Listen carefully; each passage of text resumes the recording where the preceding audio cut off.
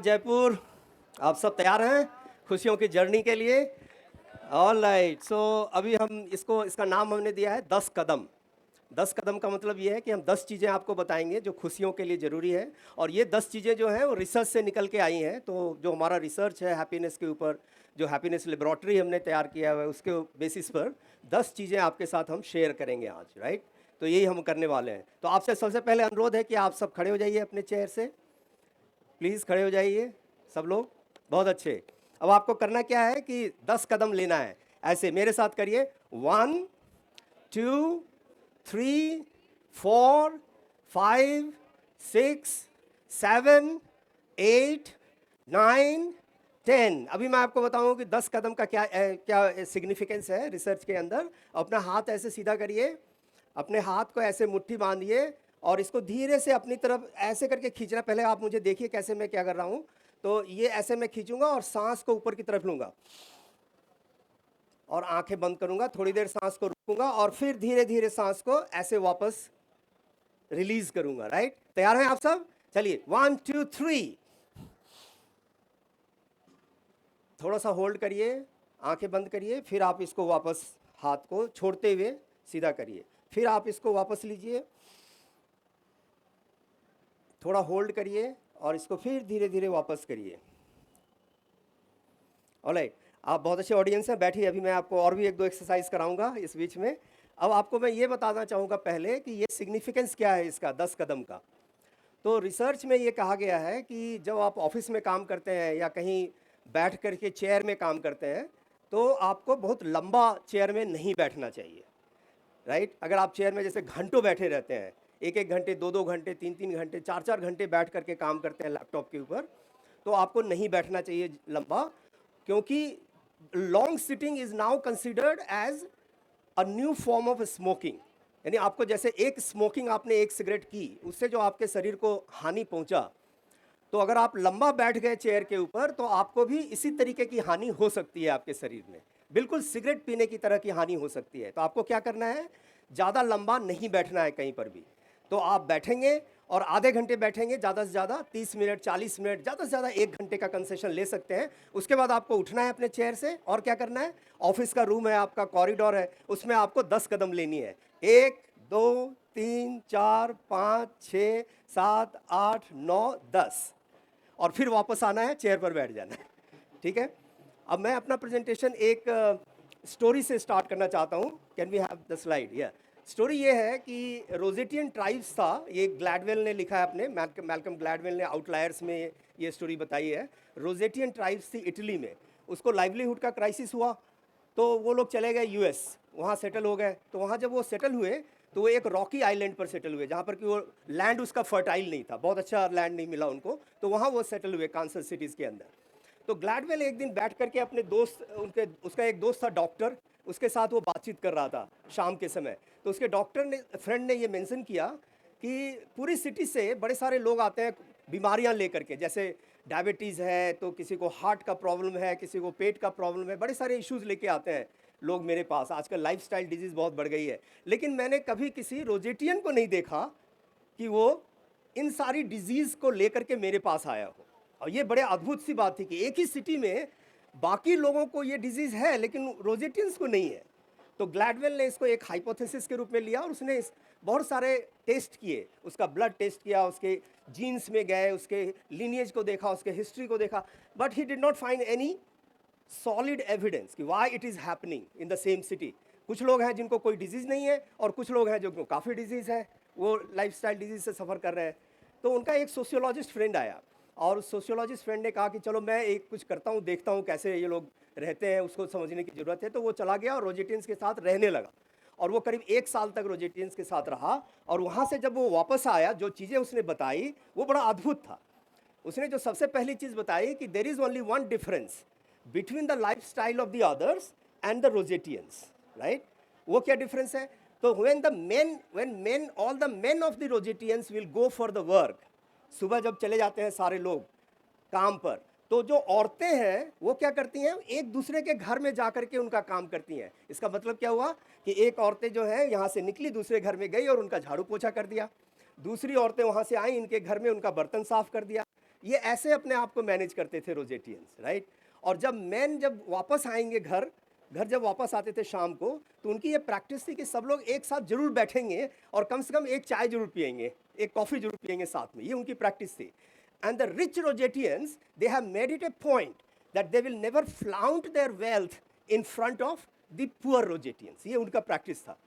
ये आपका कोई भी डॉक्टर आपको ये नहीं बताएगा कि अगर आपके पड़ोसी ने फरारी खरीद ली तो आपको हार्ट अटैक आ सकता है। आ सकता है कि नहीं आ सकता है? बिल्कुल आ सकता है कि नहीं?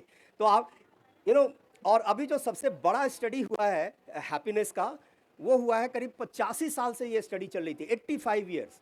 और उन्होंने पहले 1930s में स्टार्ट किया, 269 लाइव्स को ट्रैक किया, और उसके बाद उनके बच्चों को ट्रैक किया, फिर उनके स्टेप जो सन्स थे, डॉटर्स थे, उनको ट्रैक किया, और ये स्टडी अभी भी चल रही है और करीब 85 साल हो गए इस स्टडी की। उस स्टडीज़ में 3 फिटनेस की बात की गई है जो हमारे लिए बहुत ज़रूरी है। पहला फिटनेस हमारा है, जो सबसे पहला फिटनेस हमारा है वो है हमारा फाइनेंशियल फिटनेस, जो फाइनेंशियल फिटनेस हम सबको समझ में आता है। दूसरा फिटनेस उन्होंने कहा कि ये है फिजिकल फिटनेस, जो फिजिकल फिटनेस है वो एक दूसरा फिटनेस हम सबको ज़रूरत है। और जो तीसरा फिटनेस उन्होंने कहा, वो कहा उन्होंने सोशल फिटनेस। अब ये बड़ा अमेजिंग है, सोशल फिटनेस। और इनसे पूछा गया, जिन्होंने ये स्टडी किया उनसे पूछा गया कि भाई बताइए कि ये तीनों में अगर एक को चूज़ करना हो तो कौन सा चूज़ किया जाए। ये बहुत इंपॉर्टेंट क्वेश्चन था। तो उसने कहा, जो ऑथर थे उन्होंने कहा कि we should pick up social fitness. जो हंसी का जो खजाना है और जो खुशियों का खजाना है हमारा, और लॉन्जिविटी का जो खजाना है, ज़्यादा दिन जिंदा रहने का जो क्लू है, वो ना मनी में है और ना ही इवन फिजिकल फिटनेस में भी नहीं है। फिजिकल फिटनेस बहुत ज़रूरी है लेकिन उसमें भी नहीं है। ये कहाँ है? सोशल फिटनेस के अंदर है। बहुत अमेजिंग है। आप देखिए रोजेटियंस कैसे अपने आप को ऑर्गेनाइज कर रहे हैं, ये बहुत इंपॉर्टेंट है। हम एक दूसरे को कैसे ऑर्गेनाइज कर रहे हैं, हम अपने पड़ोसी के साथ कैसे रह रहे हैं, this is an indicator of how we live, right. आगे बढ़े तो मैंने कहा कि भाई ठीक है, हैप्पीनेस और सैडनेस दोनों एक साथ चल सकती है। रिसर्च ये कहता है कि हमारा दिमाग ऐसा है कि हम खुश भी हो सकते हैं और दुखी भी हो सकते हैं, दोनों एक साथ हो सकते हैं, राइट। ऐसा होता है कि कभी कभी हम ये कहते हैं ना कि अपने आप को इतना भी ना बचाया कर, और जब बारिश हो रही हो तो भीग जाया कर।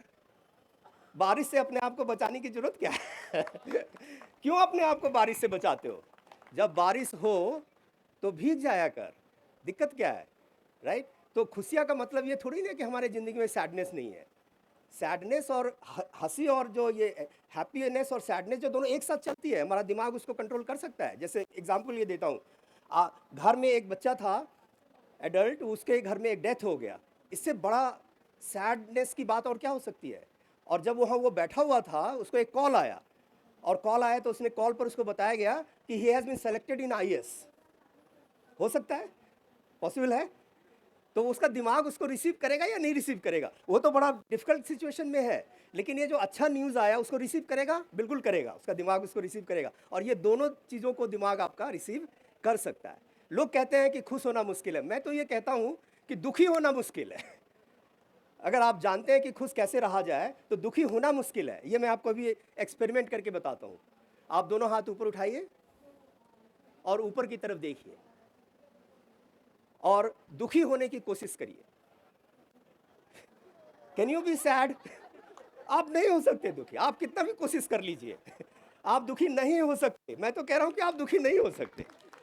और और मैं आपको अब ये कहता हूं कि आप अपने दोनों हाथ को ऐसे जोड़िए, राइट, ऐसे, और इसको अपने चेस्ट से लगाइए और अपने सिर को ऐसे नीचा करिए, और अब आप दुखी होने की कोशिश करिए। कितना आसान है दुखी होना, है कि नहीं? कितना आसान है दुखी होना। आगे नेक्स्ट स्लाइड पर चलें हम। अब ये जो है, ये डुशेन है, जो फ्रेंच एनाटोमिस्ट है। इन्होंने जो स्टडी किया है, ये डॉक्टर है, तो इन्होंने जो स्टडी किया वो बॉडी के मसल मूवमेंट के ऊपर स्टडी किया। उन्होंने कहा कि मसल मूवमेंट जो है ना, वो इंडिकेटर है हमारे हैप्पीनेस का। कैसे? जब आपने हाथ ऐसे आगे किया तो you have opened up your self, right, you have opened up, and when you started looking up, that means you are positive, you are looking at, you have development mindset, you are ready to accept everything, you are ready to talk to everybody, you are ready to say anything, right? That's what the posture is. Your body is supporting that moment in you, right? और जब आपने हाथ ऐसे किया तो you have conversed your self, अपने आप में चले गए। मैं नहीं बात करता, इससे बात करके क्या फ़ायदा है, इसको करने से क्या होगा, ये नहीं हो सकता, ऐसे नहीं हो सकता। You actually entered into your cocoon, right? So your body movement actually is not supporting your happiness when you do that. आपने फुटबॉलर को देखा होगा, जब वो गोल मारता है तो उसको देखिए वो कैसे करता है, भागता है पूरे हाथ ऐसे करके पूरे पूरे पूरे मैदान में भागता है, राइट? और जब गोल खाता है तब क्या करता है? वो ऐसे पकड़ के जमीन में अपने सिर को दबा देता है, right? So it is actually a physical phenomenon, right? It's a physical phenomenon. अभी मैं आपको और भी बड़ी इंटरेस्टिंग बातें बताऊंगा. ये फिजिकल है और ये मेंटल भी है. तो जो ये डुसेन है ये कहता है कि जब आप स्माइल करते हैं तो आपका जो ये वाला मसल है ना, चीक मसल, इसको कहते हैं जाइगोटेक्टिमस मेजर, राइट? यहाँ पर. और जो आँख के पीछे है वो है ओबिकुलरी मसल, वहाँ मैंने लिख दिया. ये दो मसल्स एक्टिवेट हो जाते हैं. अब ये डुसेन कहता है कि ये जो आँख के पीछे का मसल है वो ऐसे नहीं एक्टिवेट होगा, राइट? वो कब एक्टिवेट होगा? जब आप अपने गट से स्माइल करते हैं, जब आप जेन्यून स्माइल करते हैं. ऐसे नहीं कि सोडा वाटर खुला और हंसी खत्म. कुछ लोग कितने कंजर्वेटिव होते हैं हंसने में भी, राइट? उनको हंसने के लिए कहिए तो वो हंसते नहीं हैं. उनको लगता है जैसे पैसे उसे लगने वाले हैं हंसने में, वैसा हंसते हैं कुछ लोग, राइट?